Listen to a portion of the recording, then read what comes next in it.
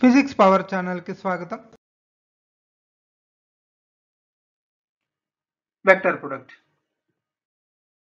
So vector product or cross product. ఇది ఎలా define చేశారంటే it is defined as the product of magnitude of vectors with sine of the angle between them.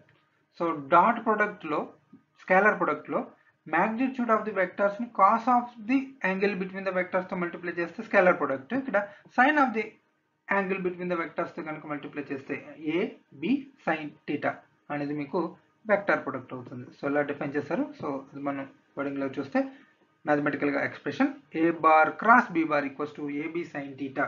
So ఇది magnitude పరంగా. So ఇది resultant vector కదా. So ఆ vector representation కోసం నేను ఎన్ క్యాప్ రాస్తున్నాను. ఎన్ క్యాప్ అనేది unit vector along the A bar cross B bar. So direction representation కోసం N cap. So for example X అనేది ఒక వాల్యూ, ఎలాగే ఎక్స్ డైరెక్షన్ లో పార్టికల్ డిస్ప్లేస్ అయింది అనేది. సో దాన్ని మనం వెక్టర్ గా రిప్రజెంట్ చేయాలంటే ఇంటూ ఐ క్యాప్ రాస్తున్నాం, ఎక్స్ ఐ క్యాప్.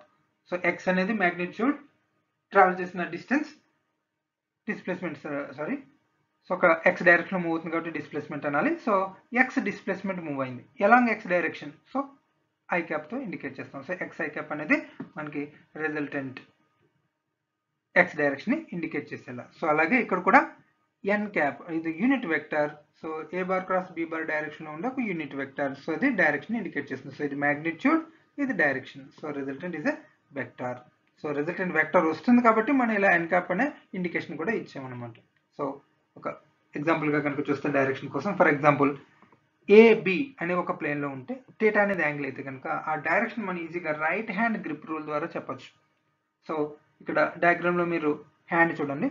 సో ఈ హ్యాండ్ ఫింగర్స్ ని మనం ఏ బార్ వెక్టర్ కి కోయిన్సైడ్ అయ్యేలా పెట్టి బి బార్ వైపు కనుక మనం క్లోజ్ చేస్తే, సో యాంగిల్ మనం మెజర్ చేసే టైప్ లో బి బార్ వైపు కనుక క్లోజ్ చేస్తే మనకి థంబ్ ఏ డైరెక్షన్ అయితే ఇండికేట్ చేస్తుందో ఆ థంబ్ డైరెక్షనే మనకి రిజల్టెంట్ వెక్టర్. సో దీని ప్రకారం మనకి ఏం తెలుస్తుందంటే A bar B bar two vectors ఉన్న ప్లేన్ కి పర్పెండిక్యులర్ గా A bar cross B bar ఉంటుంది. So A bar cross B bar అనే వెక్టర్, ఏ బార్ ఒక వెక్టర్, బి బార్ ఒక vector, A bar cross B bar అనేది another vector. ఆ vector A bar B bar vectors ఉన్న plane కి perpendicular గా ఉంటుంది. సో చాలా ఇంపార్టెంట్ పాయింట్ ఇది. So resultant vector C perpendicular to the plane containing vectors A and B. Next properties of cross product. So dot product properties చూసాం, similarly cross product. So dot product అనేది commutative లో satisfy చేసింది, ఇది అయితే satisfy చేయదు. So A bar dot B bar equals to B bar dot A bar, కానీ A bar cross B bar not equals to B bar cross A bar. ఒకవేళ equal అని రాద్దాం అనుకుంటే కనుక మైనస్ రాయాల్సి వస్తుంది. ఎందుకు? సో మీరు డయాగ్రామ్ తో క్లియర్ గా అబ్జర్వ్ చేయొచ్చు. ఫర్ ఎగ్జాంపుల్ ఇక్కడ A bar cross B bar, so curling of fingers ద్వారా, సో ఇక్కడ ఏ బార్ వైపు మీ రైట్ హ్యాండ్ ఫింగర్స్ నుంచి బి బార్ వైపు క్లోజ్ చేస్తే థంబ్ అనేది అప్పుడు వచ్చింది. అదే బి బార్ క్రాస్ ఏ బార్ అయితే బి బార్ వైపు మన ఫింగర్స్ నుంచి టువర్డ్స్ ఏ బార్ వైపు కనుక క్లోజ్ చేస్తే, సో మనం ఇటువైపు నుంచి కూడా ఇలా క్లోజ్ చేయొచ్చు. యాంగిల్ అనేది ఇది. సో కాబట్టి బి నుంచి ఏ కంటే ఇటువైపు క్లోజ్ చేయాలి. ఓకే, అతి తక్కువ మ్యాగ్నిట్యూడ్ ఆఫ్ యాంగిల్ ఉండే వైపు క్లోజ్ చేయాలి. సో బి బార్ క్రాస్ ఏ బార్, సో మనకు డౌన్వర్డ్ డైరెక్షన్ వస్తుంది. సో అంటే ఇక్కడ upward, downward. So exactly opposite direction వచ్చింది. సో అంటే ఏ బార్ క్రాస్ బి బార్ అనేది equals to minus b bar cross A bar అవుతుంది. అంటే రెండు మ్యాగ్నిట్యూడ్ వైజ్ ఈక్వల్ కానీ డైరెక్షన్ ఆపోజిట్. సో కాబట్టి బోత్ ఆర్ డిఫరెంట్ వెక్టర్స్ అవుతాయి. సో కాంపిటేటివ్ లాని సాటిస్ఫై చేయదు cross product. Next vector product is distributive over edition. So అంటే ఏ bar cross of B bar plus C bar అనేది మనం A bar cross B bar plus A bar cross C bar అని చెప్పేసి రాయొచ్చు. So ఇది ఈ condition ని satisfy చేస్తుంది. దీన్ని మనం డిస్ట్రిబ్యూటివ్ లా అంటాం. Next vector product of two parallel or anti parallel vectors is a null vector. ఎందుకంటే ఆ రెండింటి మధ్య యాంగిల్ జీరో అయితే కనుక సైన్ 0 0, సైన్ 180 కూడా జీరో. సో కాబట్టి మనకి రిజల్టెంట్ జీరో అయిపోతుంది. సో రెండు వెక్టర్స్ ప్యారలల్ గా ఉంటే వాటి మధ్య క్రాస్ ప్రొడక్ట్ అనేది జీరో అయిపోతుంది. Next vector product of vector with it self is a null vector. So vector ని అదే వెక్టర్ తో కనుక మనం క్రాస్ ప్రొడక్ట్ చేస్తే, ఎందుకంటే వెక్టర్ అదే వెక్టర్ తో యాంగిల్ జీరో. సో కాబట్టి మనకి రిజల్టెంట్ జీరో అయిపోతుంది. So A bar vector parallel అవుతుంది. సో కాబట్టి యాంగిల్ జీరో. సో కాబట్టి నెట్ జీరో అవుతుంది. Next The magnitude of vector product of two mutually perpendicular vectors is equal to the product of their magnitudes. So రెండు mutually perpendicular గా ఉంటే angle 90 degrees. So sin 90 degrees value 1 కాబట్టి మనకి AB sin 90 degrees. So it is equals to AB. So maximum అవుతుంది. So రెండు vectors ఒకదానికొకటి perpendicular గా ఉంటే cross product value maximum. Next vector product of orthogonal unit vectors. So I cap, J cap, K cap. So ఇది కూడా important concept. So వీటిని multiply చేసినప్పుడు ఒకదానికొకటి పర్పెండిక్యులర్ ఉంటే రిజల్టెంట్ మనకి 1, కానీ మ్యాగ్నిట్యూడ్ ప్రకారంగా 1. సో డైరెక్షన్ కూడా ఉంటుంది. So angle between any two 90 degrees. So కాబట్టి రిజల్టెంట్ ఒక వెక్టార్ని ఇండికేట్ చేస్తుంది. సో ఆ డీటెయిల్స్ చూద్దాం. So I cap cross J cap. So మన ఫార్ములా ప్రకారంగా magnitude 1, J cap magnitude also 1, sin 90 degrees, that is also 1. So resultant 1 n cap. ఇక్కడ n cap అనేది unit vector, కానీ I cap J cap అనేది XY axis కి unit vectors. So ఆ రెండిటికి for example x axis y axis, so XY plane. So XY plane కి perpendicular గా ఉండే యాక్సిస్ Z యాక్సిస్. సో ఆ Z యాక్సిస్ లో ఉండే unit vector n cap. So మన n cap అని రాయకుండా సింపుల్ గా K cap అని రాయొచ్చు. ఎందుకంటే ఈ I cap J cap ఈ రెండు ఉండే ప్లేన్ కి పర్పెండిక్యులర్ గా ఉండేది K cap. సో మనం డయాగ్రామ్ ప్రకారంగా అబ్జర్వ్ చేయొచ్చు. So x axis y axis కి పర్పెండిక్యులర్ గా ఉండేది Z యాక్సిస్. సో ఈ రెండు యూనిట్ వెక్టర్స్ యొక్క cross product resultant unit vector మనకి K cap ని ఇండికేట్ చేస్తుంది. సో అలాగే రిమైనింగ్ కూడా ఐడెంటిఫై చేయొచ్చు. సో అది J cap cross K cap I cap, అలాగే K cap cross I cap J cap. So ఇది తెలుసుకోవడానికి ఒక సింపుల్ గా ఒక డయాగ్రామ్ ఫాలో అయిపోతే సరిపోతుంది. సో వీటి యొక్క రివర్స్ కాంబినేషన్స్ అనేవి మైనస్. సో కన్ఫ్యూజన్ అవాయిడ్ చేయడానికి ఒక డయాగ్రామ్ తో మొత్తం టోటల్ అన్ని వచ్చేలా చెప్తా చూడండి.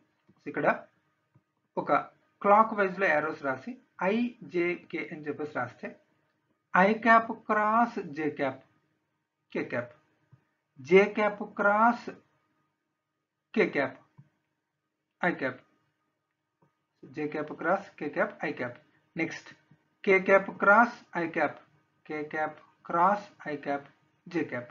అదే రివర్స్ లో J cap cross I cap. So మనం ఎగ్నెస్ట్ గా వెళ్తున్నాం ఆపోజిట్ డైరెక్షన్ లో. So minus K cap, I cap cross K cap minus J cap, J cap cross I cap minus K cap. So opposite direction లో minus, same direction లో positive. So ఈ రెండింటిలో ఒక product other vector అవుతుంది. So ఈ logic ని follow ఈజీగా మొత్తం టోటల్ ఇవన్నీ కూడా గుర్తుపెట్టుకోవచ్చు.